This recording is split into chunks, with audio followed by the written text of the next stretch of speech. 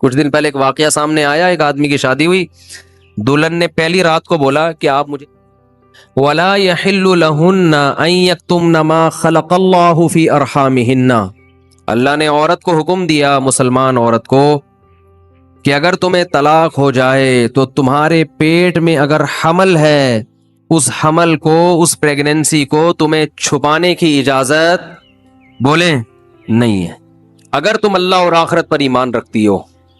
یہ بھی ہوتا ہے آج کل، کیونکہ اس معاملے میں مرد عورت کی زبان پر اعتماد کرتا ہے۔ اگر ایک مرد نے کسی عورت کو طلاق دی، عورت کو اگر حمل ہے وہ چھپا لے گی اور وہ بتائے گی مجھے مینسز آنا شروع ہو گئے، مرد یقین کر لے گا بھائی 3 مینسز گزر گئے، عدت ختم۔ کسی اور مرد سے نکاح کرے گی، اس کو بتائے گی بھائی میری عدت پوری ہو گئی ہے۔ اس بات کا امکان ہے کہ وہ بچہ کسی اور مرد کے کھاتے میں ڈال دے۔ مرد تو نہیں دیکھ رہا کہ واقعی عدت ختم ہوئی ہے، یہ عورت جانتی ہے اور اللہ جانتا ہے۔ تو اس معاملے میں اللہ نے حکم دیا عورت کو کہ وہ خیانت بولے نہیں کرے۔ مردوں کو اللہ نے حکم دیا کہ جب بھی کسی عورت کو تم طلاق دو گے تو اس کا مال چھیننے کی تمہیں اجازت نہیں ہے۔ لا يحل لكم ان تأخذوا مما آتيتموهن شيئا، جو کچھ اس کو دیا ہے نا شادی سے پہلے، ایک دھیلا بھی واپس لینے کی اجازت بولو نہیں ہے۔ آج جہیز بھی جو وہ اپنے گھر سے لائی ہے نا وہ بھی ہتھیا لیتے ہیں، اپنے دیے ہوئے گفٹ تو واپس لیتے ہی ہیں، جو وہ اپنے گھر سے لائی ہے وہ بھی ہتھیا لیتے ہیں۔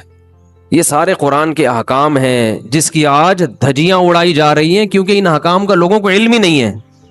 لوگ محرم میں کربلا، ربیع الاول میں جو مخصوص بیانات ہوتے ہیں وہ یعنی سیزن وائز چل رہے ہوتے ہیں۔ ہم لوگ جو پریکٹیکل لائف ہے، ہماری عملی زندگی ہے، جس کے لیے پیغمبر صلی اللہ علیہ وسلم کو بھیجا گیا، معاشرے کی اصلاح کے لیے، اللہ کے حقوق سکھانے کے لیے اور ایک دوسرے کے حقوق سکھانے کے لیے، اس پریکٹیکل لائف کی طرف ہماری توجہ نہیں ہے۔ ہم دوسری چیزوں میں زیادہ لگ گئے ہیں، بس وہ جوشیلی تقریریں، لوگوں کو رلانا دھلانا، یہ کام رہ گیا بہت سو کا، سب کا نہیں۔ اہل حق ہر دور میں رہیں گے۔ تو اللہ نے حکم دیا کہ ڈیورس کے بعد آپ کو عورت سے کچھ لینے کی اجازت بولو نہیں ہے۔ ہاں، خلا کی صورت میں مہر واپس لے سکتے ہو۔ خلا یہ ہوتا ہے کہ مطالبہ عورت کی طرف سے ہو طلاق کا، آپ تو نہیں دینا چاہتے، اچھی بھلی زندگی گزر رہی ہے، اسی کو دماغ خراب ہو رہا ہے اس کا، نہیں مجھے نہیں رہنا، تو پھر اس صورت میں مرد اگر ڈیورس دے تو وہ یہ شرط لگا سکتا ہے کہ میرا خرچہ واپس کرو، خام خواہ میں کیوں کرایا خرچہ۔ کچھ دن پہلے ایک واقعہ سامنے آیا، ایک آدمی کی شادی ہوئی، دلہن نے پہلی رات کو بولا کہ آپ مجھے پسند نہیں ہو، میں تو کہیں اور شادی کرنا چاہتی تھی، ابا نے آپ کے متھے باندھ دیا۔ حالانکہ 6 مہینے سے تیاریاں چل رہی ہیں اب کیا گزرے گی اس آدمی کے اوپر۔ تو خیر اس نے تو اٹھا کے پٹخنا ٹھکائی لگانا شروع کر دی، کمبخت ایک میسج کر دیتی کہ میں راضی نہیں ہوں، میرا خرچہ کرا دیا، اب پہلی رات کو بول رہی ہے کہ نہیں ٹھکائی لگانی چاہیے تھی، میں نہیں کہہ رہا لیکن اس نے لگائی ٹھکائی، غلط کیا اس نے۔ تو ایسے موقع پہ بھائی ٹھیک ہے اپنا راستہ لو، میرا خرچہ واپس۔ اب کون رکھے گا ایسی صورت میں؟ چاہتی کہیں اور تھی بھائی تو چاہتی تھی بھی اگر کہیں اور، تو اب بتانے کی کیا ضرورت ہے؟ ہر بات بتائی تھوڑی جاتی ہے، بولو بھائی دل میں بولو چاہتی تو تھی لیکن چلو ہو گئی، اب اسی کو چاہنا شروع کر دیں گے آہستہ آہستہ۔ گدھا بھی اگر آپ پال لینا تھوڑے دنوں میں اس سے بھی محبت ہو جاتی ہے، تو پورا 2 ہاتھ 2 پاؤں کا انسان ہے، تھوڑے دنوں میں اچھا لگنے لگے گا، یہ سوچ کے صبر کر لو۔ پوری رپورٹیں پیش کر رہی ہیں اس کو پوری رپورٹ۔ تو ظلم وہاں سے ہو، مطالبہ وہاں سے ہو، تو پھر آپ واپسی کا، مہر کا واپس مطالبہ کر سکتے ہیں، بھائی جو مہر دیا واپس دو۔ یہ بھی اللہ نے ان آیتوں میں حکم بیان کیا۔ ایک حکم اللہ نے یہ بھی بیان کیا کہ اگر رخصتی سے پہلے طلاق ہو جائے تو پورا مہر نہیں دینا پڑتا بلکہ آدھا مہر دینا پڑتا ہے۔ 1 لاکھ روپے مہر رکھا گیا تھا، آپ ابھی رخصتی ہوئی نہیں، آپ نے ڈیورس دے دی، تو پورا مہر نہیں ہے بلکہ آدھا مہر ہے۔ اس میں اللہ نے ترغیب دی ہے کہ مرد پورا دے دے تو اچھا ہے، اور عورت کو ترغیب دی ہے کہ آدھا بھی معاف کر دو تو اچھا ہے۔ ترغیب دونوں کو دی جا رہی ہے، چھوڑو بھائی، لیکن حکم بیان کیا جا رہا ہے کہ مرد کو آدھا دینا پڑے گا اگر وہ مطالبہ کرے۔ اور اللہ نے اہم حکم یہ بھی بیان کیا کہ جب عورت کو طلاق دو تو جہاں وہ طلاق کے بعد نکاح کرنا چاہتی ہے اس کے نکاح میں رکاوٹ مت بنو, کباب میں ہڈی بننے کی کوشش مت کرو. یہ بھی زمانے جاہلیت میں ہوتا تھا اور آج بھی ہوتا ہے. فلا تعضلوہن ان ینکحن ازواجہن, اگر تم نے چھوڑ دیا ہے اس کو. عرب اس کو غیرت کا مسئلہ بنا لیا کرتے تھے کہ ہم نے چھوڑا ہے تو اب ہم کہیں اور اس کی شادی نہیں کرنے دیں گے. ہمارا معاذ اللہ یوں کہتے تھے تھوکا ہوا مال, جیسے آج بھی لوگ کہتے ہیں ہم نہیں کہیں اس کو نکاح کرنے دیں گے. اس سے بھی قرآن نے کیا کیا؟ منع کیا. اور اس سے بھی منع کیا کہ اپنی مرضی سے زبردستی اس کا نکاح بھی مت کراؤ طلاق یافتہ کا. ینکحن ازواجہن, اپنے سلیکٹڈ شوہر سے نکاح کرنا چاہتی ہے تو تم کباب میں ہڈی بولو نہیں بنو. یعنی اس کو یہ رائٹ ہے کہ وہ جہاں چاہے نکاح کرے. یہ بھی خرابی ہے آج کل بعض علاقوں میں. یہ خرابی ہے کہ بیوہ کو یا طلاق یافتہ کو نکاح تو کرنے دیتے ہیں, لیکن بعض علاقوں میں دستور ہے نکاح ہمارے ہی خاندان میں ہوگا, آپ ہمارے خاندان سے باہر نہیں جا سکتی. اس کو بھی قرآن نے کیا کیا؟ بولو ختم. نکاح بھی سے بھی نہیں روک سکتے, اور نکاح بھی وہاں ہوگا جہاں آپ نہیں بلکہ یہ چاہے گی. اس میں اللہ نے عمر کی کوئی قید نہیں لگائی. 40 سال کی بیوہ یا طلاق یافتہ ہو, 50 سال کی ہو, 55 سال کی ہو, یہ تمہارا ہیڈ ایک نہیں ہے. تمہیں زیادہ ٹینشن لینے کی ضرورت نہیں ہے. لوگ بڑی ٹینشن لے رہے ہوتے ہیں کہ تمہیں ضرورت کیا ہے, اب 4 بچے ہیں تمہارے, 5 بچے ہیں, اس عمر میں تمہیں شادی کرتے ہوئے شرم نہیں آتی؟ چھوڑو بھائی, کیا ضرورت ہے. تو اللہ فرماتے ہیں کہ تمہیں ٹینشن لینے کی ضرورت, بولو یہ اس کا ہیڈک ہے, یہ تمہارا ہیڈک نہیں ہے. جیسے کوئی 4 شادیاں کر رہا ہے تو اس کا ہیڈک ہے نا, آپ کا ہیڈک تھوڑی ہے. یہ آپ پتہ نہیں کیوں پریشان ہے, مفتی صاحب کو کیا ہو گیا, وہی ان کا ہیڈک ہے, آپ کا ہیڈک نہیں ہے. یہ میں اپنی بھی درمیان میں لگا دیتا ہوں نا. تو ہر ایک کے ہیڈک ہم نے پالے ہوئے ہیں. وہ یہ کیوں کر رہا ہے, وہ یہ کیوں کر رہا ہے, وہ کم عمر سے شادی کیوں کر رہا ہے, وہ بڑی عمر سے شادی کیوں کر رہی ہے, یہ ہوتے ہیں نا لوگوں کے مسائل. اس نے یہ کیوں کر لیا. ایک خاتون نے مجھے بتایا کہ وہ ایک دفعہ بیوہ ہوئی, اللہ کی قدرت دوبارہ شادی, دوبارہ بیوہ ہو گئی. تیسری دفعہ جب ان کی شادی ہو رہی تھی لوگ مذاق اڑا رہے تھے, بس کرو یار 2 دفعہ بیوہ ہو گئی, اب آرام سے بیٹھو. اب وہ بیوہ تو کوئی بھی ہو سکتا ہے, جوانی میں بھی عورتیں بیوہ ہو جاتی ہیں.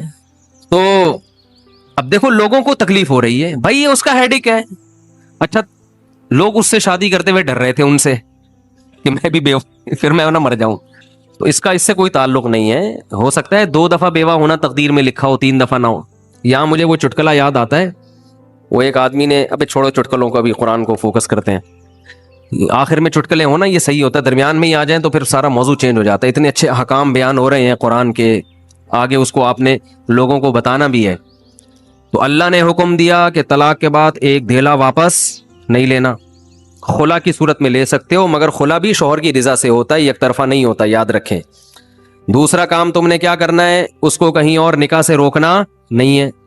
تیسرا کام یہ کرنا ہے, نکاح بھی وہاں کرنا ہے جہاں وہ چاہتی ہے. تمہاری مرضی نہیں مسلط ہوگی, اس کی مرضی چلے گی. اور اگر پرانے شوہر سے نکاح کرنا چاہے اور 2 طلاقیں ہوئی ہوں تو وہاں بھی کر سکتی ہے, کیونکہ آیت کا ایک شان نزول بھی ہے. ایک صحابی نے اپنی بہن کا نکاح کسی صحابی سے کرایا, تھوڑے دنوں میں طلاق ہو گئی. طلاق ایک تھی, عدت ختم ہوئی, نکاح ختم. اب تھوڑے دنوں کے بعد دوبارہ ان دونوں کا دل چاہنے لگا کہ ہم آپس میں کمپرومائز کر لیں. ہوتا ہے وقتی طور پر اختلافات بہت زیادہ ہو جاتے ہیں, جب دور رہتے ہیں تو آپس میں میلان ہونے لگتا ہے. لیکن وہ جو صحابی تھے نا جن کی بہن کو طلاق ہوئی تھی, انہوں نے کہا کہ اب میں اپنی بہن کا نکاح دوبارہ اس آدمی سے بولو نہیں کروں گا. اور کہا کہ یا رسول اللہ, میں نے ان کی عزت کی, ان کو اپنی بہن نکاح میں دی, انہوں نے لڑائی جھگڑا کر کے طلاق دے کے میرے گھر میں بٹھا دیا, تو میں کیسے دوبارہ. یہ ایک ذلت محسوس ہوتی ہے نا انسان کو. قرآن میں اللہ نے آیتیں نازل کی کہ اگر وہ اپنے شوہر سے نکاح کرنا چاہتی ہے تو درمیان میں رکاوٹ مت بنو. لڑے بھی وہ خود تھے, اب جڑ بھی خود رہے ہیں. نہیں آ رہی بات. اس کو بھی لوگ غیرت کا مسئلہ بنا لیتے, سسر صاحب بنا لیتے ہیں. میرے داماد نے میری بیٹی کو طلاق دی ہے, میں تو نہیں واپس بھیجوں گا. بھائی دنیا میں جو آدمی میں لچک نہیں ہے نا, فلیکسیبلٹی نہیں ہے, لچک نہیں ہے جس میں, وہ کبھی بھی کامیاب نہیں ہو سکتا. یاد رکھو یہ جو ہوتا ہے نا میں اصول کا پکا, بھائی اصول کا پکا ہونا تو اچھا ہے, لیکن یہ اصول ہی غلط ہے کہ جو کہہ دیا تو اس پہ قیامت تک قائم رہنا ہے. یہ اصول ہی غلط ہے. اصول یہ ہونا چاہیے کہ جب موقع کی مناسبت سے جو بات ٹھیک لگے گی اپنے آپ کو چینج کر لوں گا. یہ اصول ٹھیک ہے, اس اصول پہ پکے رہو, اور یہ نبی سے ہمیں ملتا ہے یہ اصول. حدیث میں آتا ہے ایک صحابی نبی کے پاس آئے, مجھے صدقہ چاہیے, یہ چاہیے, وہ چاہیے. آپ نے فرمایا اللہ کی قسم تم پر خرچ نہیں کروں گا میں. وہ چلے گئے. آپ نے دوبارہ بلایا, فرمایا ان پہ صدقہ کرو, دے دو. وہ پریشان, یا رسول اللہ آپ نے تو قسم اٹھائی تھی کہ میں آپ کو نہیں دوں گا. آپ نے فرمایا من رأى على يمين فرأى غيرها خيرا منها فليكفر عن يمينه, کہ جو شخص کسی بات پہ قسم اٹھا لے, جائز بات ہو, کوئی اگر حرام پہ قسم اٹھائی وہ تو بچنا لازم ہے نا, کہ میں گناہ نہیں کروں گا, وہ تو ویسے ہی حرام ہے. جائز کام, صدقہ تو جائز ہے نا, بلکہ ثواب ہے. فرمایا کوئی کسی جائز کام پہ قسم اٹھائے, پھر بعد میں اس کو خیال ہو کہ مجھے قسم توڑ دینی چاہیے, اس کا مائنڈ کیا ہو گیا, چینج, تو اسے چاہیے قسم توڑ دے اور کفارہ ادا کر دے, اس قسم پہ قائم بولو نہ رہے. قسم پہ جب قائم نہ رہنے کا حکم ہے تو بغیر قسم کے میں نے جو بول دیا بس وہ پتھر پہ لکیر بن گیا, یہ تو پاگل اور گدھے ہونے کی علامت ہے. قسم بھی اگر کھا لی ہو تو بھائی اس وقت یہ خیال تھا کہ نہیں دینا, اب زمینی حقائق کہہ رہے ہیں کہ اس کو دینا ہے, تو اب قسم توڑو, کفارہ ادا کرو اور دے دو. بات نہیں آ رہی میرا خیال ہے. یہ کس کی سیرت ہے, نبی کی. نبی سے زیادہ کسی کی پکی زبان ہو سکتی ہے, لیکن ایسی لچک سکھائی ہے کامیاب بننے کے لیے کہ یہ نہیں کہ جو کہہ دیا تو وہ پتھر پہ لکیر. گراؤنڈ ریئلٹی کے لحاظ سے, ماحول کے چینج ہونے کے لحاظ سے آپ نے اپنا رویہ کیا کرنا ہے, چینج کرنا ہے. اس وقت آپ کی رائے یہ تھی, اب آپ کی رائے وہ ہے, کیونکہ زمینی حقیقت بھی چینج ہوتی ہے اور انسان کی نالج بھی چینج ہوتی ہے اور انسان کی رائے بھی چینج ہوتی ہے. بعض دفعہ نالج چینج نہیں ہوتی, انسان تانے بانے ملا کے ایک رائے قائم کرتا ہے, بعد میں جب اور گہرا سوچتا ہے تو اسے لگتا ہے کہ وہ رائے ٹھیک نہیں تھی, تو وہ اسٹیٹمنٹ اس کا کیا ہو جائے گا, چینج. کوئی بات نہیں, دن میں 100 دفعہ چینج ہو جائے. ناکام وہ ہے جو کہہ دیا تو اڑ گیا, بس کچھ بھی ہو جائے. اب دیکھو ایک آدمی آپ کو مستحق نظر نہیں آ رہا تھا, آپ نے کہا اللہ کی قسم تجھے میں صدقہ نہیں دوں گا, تو فراڈی ہے. بعد میں پتا چلا نہیں فراڈی نہیں ہے, آپ کو نہیں, میں نے تو بول دیا تھا میں نہیں دوں گا. بھائی اب فراڈی ہونے کی بیس پہ نہیں دے رہے تھے, تو اب پتا چل گیا یہ فراڈی نہیں ہے. بعض دفعہ پہلے بھی پتا تھا فراڈی نہیں ہے, اب بھی پتا ہے نہیں ہے, لیکن پہلے خیال تھا کہ نہیں دینا چاہیے, اب خیال ہے کہ دے دینا چاہیے, تو رائے چینج کر لو. بہت مشکل ہے. اور گھریلو جھگڑوں میں تو میاں بیوی کی طبیعت میں اگر لچک نہیں ہے نا, 4 دن بھی ان کا رشتہ نہیں چل سکتا. یہ تو مجھ سے ابھی لکھوا کے سگنیچر انگوٹھے لگا لو, جیسے سبزی والے نے ٹھپے لگائے تھے انگوٹھے لے کے گھوم رہا ہوں. لیکن آپ انگوٹھے نہیں, آپ مجھے پکڑ لینا, میں کہاں بھاگوں گا.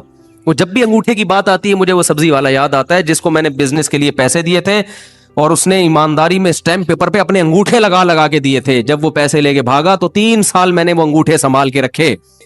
اب لوگ مجھے کہتے ہیں نا وہ فلاں آدمی کو میں اتنے کروڑ روپے دے رہا ہوں تو اتنا ایماندار ہے, میں تو اسٹیمپ پیپر پہ لکھوا رہا ہوں اور انگوٹھے بھی لگوا رہا ہوں. میں کہتا ہوں یہ انگوٹھوں کا تذکرہ میرے سامنے مت کیا کرو, انگوٹھوں سے کچھ بھی نہیں ہوتا. بندہ اگر 2 نمبر ہے, اسٹیمپ پیپر بکری کو کھلا دینا, کسی کام کا نہیں ہے یہ اسٹیمپ پیپر, عدالت سے بھی نہیں نکلوا سکتے. سمجھتے ہو, لکھوایا کرو ضرور, لیکن اس سے ہوگا کچھ بھی نہیں. عدالت انگوٹھا دیکھ کے بولے گی بس ٹھیک ہے انگوٹھا, اب انگوٹھے کو پکڑ کے جیل میں ڈال دو, بس انگوٹھے کو دیے تم نے پیسے, بندہ تو پکڑائی میں آئے گا ہی نہیں, آ بھی گیا تو کچھ بھی نہیں کر سکتے. عدالت کہے گی دیے کیوں تھے. تو پیسہ دینے سے پہلے 100 دفعہ سوچا کریں. خیر.